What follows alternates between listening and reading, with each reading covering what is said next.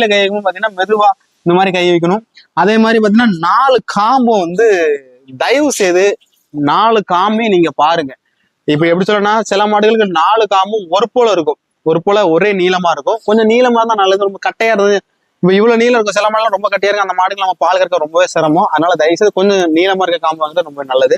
ஏன் பார்க்கணும் அப்படின்னு பாத்தீங்கன்னா அண்டித்தல் இருக்க மாடுகளுக்கு வந்து தையல் போட்டிருப்பாங்க. அப்போ அந்த மாடுகள் வந்து ஏதாவது நம்மகிட்ட வந்து அண்டி தள்ளுன்னா அந்த கருப்பு பை தள்ளுன்னு சொல்லுவாங்க சரிங்களா. நம்மகிட்ட வந்துச்சுன்னா ஏதாவது பிரச்சனை வரும்.